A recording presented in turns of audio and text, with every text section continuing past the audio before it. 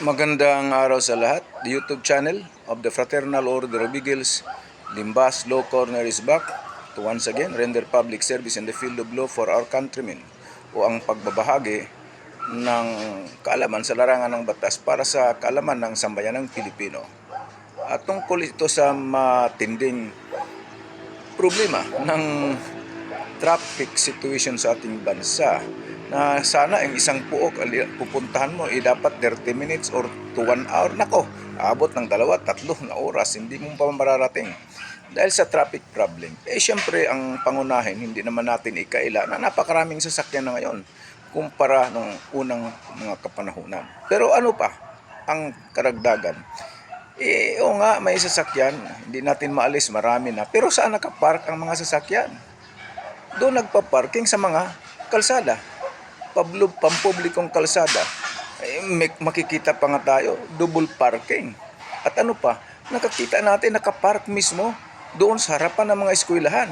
At ano pa, nakapark mismo sa police station, makikita mo, ang daming sasakyan nakapark. Ano pa, makikita natin mismo sa mga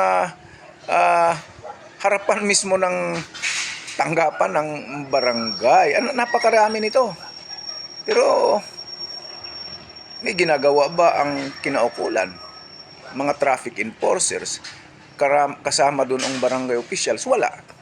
Siyempre, itong mga nagpapark, kahit bawal, ay ayos lang sa kanila.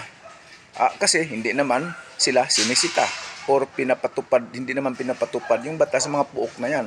Kaya lalong nagkakaroon ng matinding trapiko. So, yun ang mga kadahilanan. Pero ang isa sa pinakamatinding kadahilanan, walang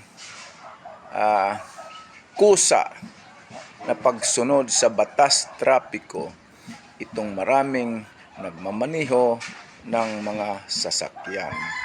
At hindi naman sila hinuhuli o ang batas trapiko ay hindi naman pinapatupad ng todo laban sa mga lumalabag sa batas trapiko.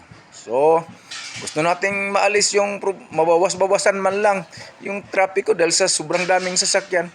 Bakit hindi naman lahat ng tao sumunod ng batas trapiko? Pangunahin o unang susunod ay yung mga driver. Pangalawa, yung mga tao din. Huwag naman kayong tumawid sa mga lugar na bawal tumawid.